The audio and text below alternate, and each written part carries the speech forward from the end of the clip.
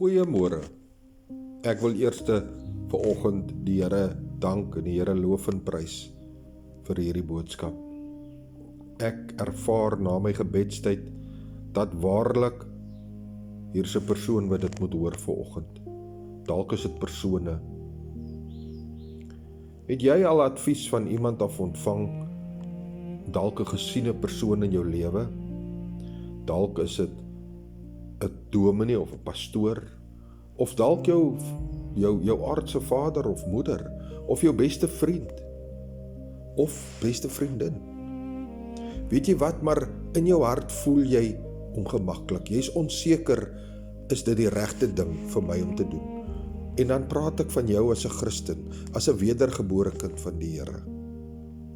Weet jy, die gedeelte wat die Here op my hart lê is 'n vers wat ek baie diep in my hart dra, en ek ken dit uit my kop uit, 1 Johannes 4 vers 4. Want groter is hy wat in jou woon, as hy wat in die wêreld woon.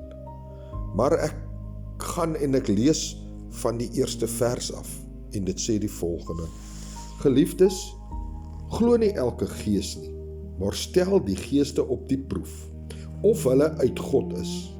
Want baie valse profete hierdie wêreld uitgegaan. Hieraan ken julle die gees van God. Elke gees wat bely dat Jesus Christus in die vlees gekom het, is uit God. En natuurlik, dan sê hy, elke gees wat dit nie bely nie, is nie uit God nie. Daarom wil ek vir u sê, as u raad ontvang, as 'n kind van die Here, hoe om 'n sekere saak te hanteer, of om iets in jou lewe te doen, toets dit vanuit die Gees uit. Weet jy, 'n persoon wat jou nader, wat 'n wedergebore kind van die Here is, en waarlik vir jou wil advies gee,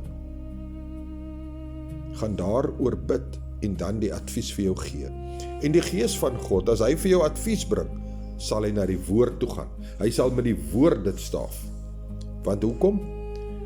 Die woord wat vlees geword het, die woord wat geskrewe woord van die Here, is die finale autoriteit, en dis die hulp vir elke ene daar buite.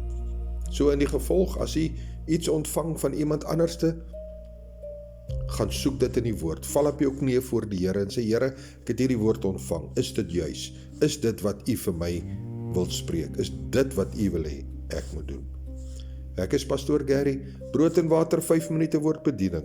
Seën groete, en ek sê weer, Jesus is baie lief vir jou. Amen.